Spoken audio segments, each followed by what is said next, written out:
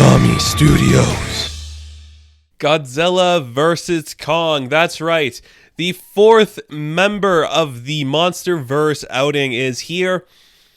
And it's pretty good. Like, I have been hesitant about most of these films. I liked Skull Island. I didn't really like the Godzillas. I liked some elements of them. The characters sucked. The human characters were boring in them. Even in Kong Skull Island, they sucked. But this time around, we're seeing the two kings, the two titans. I don't like the phrase titans. I just wish they called them monsters. But we're seeing the two titans. Big lizard boy, big monkey boy. They're fighting. They ain't kissing like a lot of us wanted to see. They ain't kissing. Sadly, we'll have to live without them kissing. But it's okay. It's not a bad film. It looks well made. It is well shot. It is well directed. I like that element of it. Adam Wingard, who I'm not too familiar with some of the work he's done before, but he really managed to capture something in here that the other movies were missing, and that is just this, like, we got the sense of scale, but we never got like that mindless, destructive sense of scale that we saw in some of the other movies. Like, there was just such this need to focus on the human element and have that connection, where I think the fact that we didn't have that human connection as much in this one really helped benefit the actual monster side of things. So all those characters that we've seen before are back. Kyle Chandler, Millie Bobby Brown, some other people. A Skarsgård. I don't know why a Skarsgård's in here, but there's a Skarsgård in here. But they don't come across as annoying as they have before. They're still like, I don't really like it. There's not as much cringy moments as some of the other movies, but I'm just like, I get why they're in here. They work better because they're more just like caricatures of an actual character instead of being like this emotional beat. Like, we get it. Kyle Chandler's not with Millie Bobby Brown's mom. We don't have to keep bringing it up all the time. We don't have to have all those struggling moments. We just use them to move the plot along. It's okay. I guess it's better than... I guess you could go back and forth, actually. I should say this. Some people might like the human characters like we saw in some Toho films being like the exposition where they're explaining what's happening with the monsters. Some people might like the characters like moving the story forward. To me, I like somewhere in the middle. And I think there was a good point of the middle in here where the characters that are human understood what was actually going on and they kind of helped things progress. That being said, I could have done without half of them. You know, like, you didn't need Millie Bobby Brown's story. I get why it's in there. And something I know, it's not like a big deal, but like the guy from Atlanta, I forget his name, his character is like a podcaster, which I get it. It makes sense in this world to be a podcaster, but I still don't know if like podcasting has been represented perfectly on film. It still has like that really cringy stigma around it, which is just like, come on guys, everyone's podcasting. Every comedian you know is podcasting. Why do we have to act like people who podcast are lame? Everyone podcasts. Like, come on, let's bring it up a little. Nonetheless, it worked. Like, the story was fine. I don't think you needed that side of things. If you focused on the Skarsgård character with like the death girl who like talks to Kong and like her mother, that I think worked better than the other stuff. That was cool.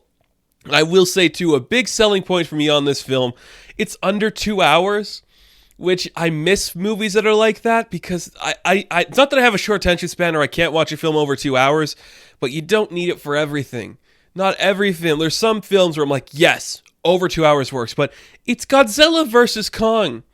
How much story do we need? I'd rather we spend more money for a shorter film so we have more action scenes than we do like a 2.5 hour piece where it's like a slow methodical burn that we have to spend more time with our human characters because we can't afford to show other stuff.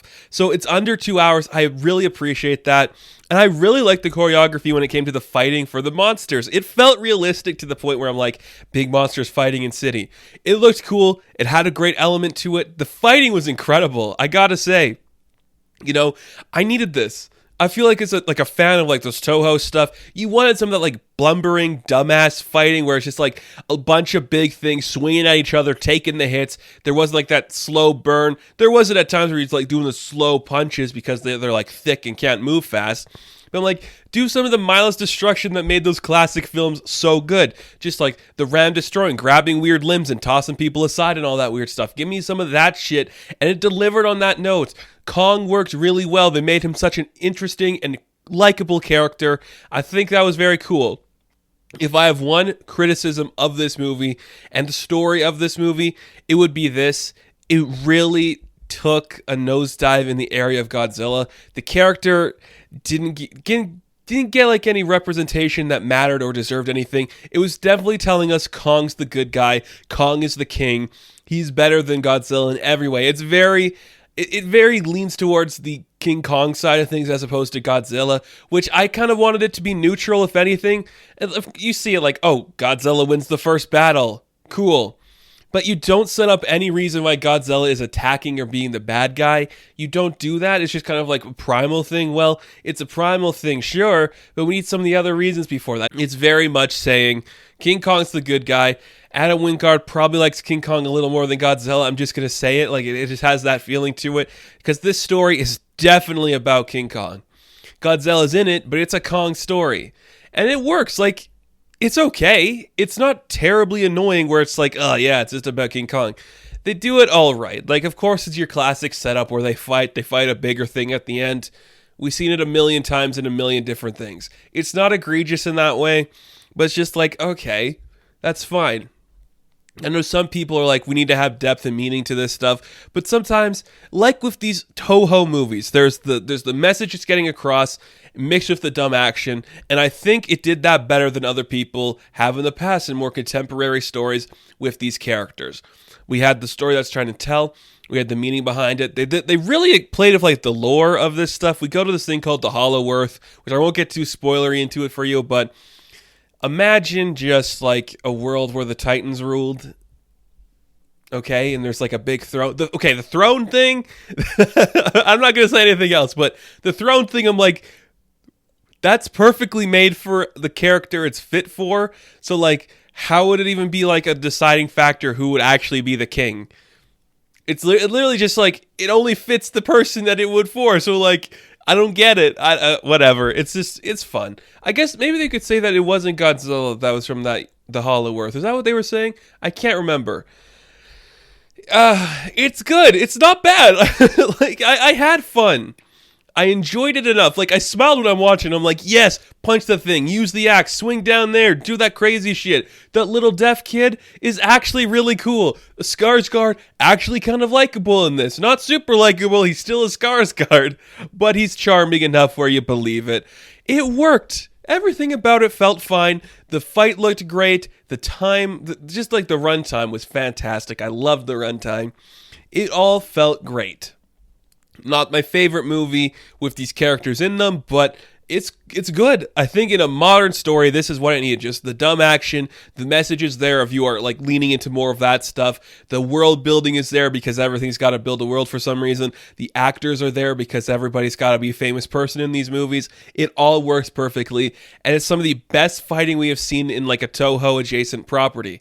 I really like that. It's great Godzilla fighting, great King Kong fighting. Everything with them fighting looked very cool, and I was really on board for that. So it's a good film. Like, I won't go out and say it's a great one, but it's good. It's solid. It's going to make you smile. It's going to get you pumping your fists, and it's going to make you go, hell yeah, that's what I needed. That's what I wanted. That's all you could ask for when it comes to these characters. So I like that a lot. Is it cookie cutter? Of course. Is there annoying human characters? Of course. But that's Toho, baby. That's Godzilla, baby. And that is Godzilla versus Kong. So, Godzilla vs. Kong, I am going to give a 6 out of 10. Now, thank you guys so much for watching this review. Be sure to like and subscribe to the channel. As always, you can check me out on Instagram, Patreon, Twitter, all that good stuff, and I'll catch you in the next one. Have fun. Stay safe. Good luck.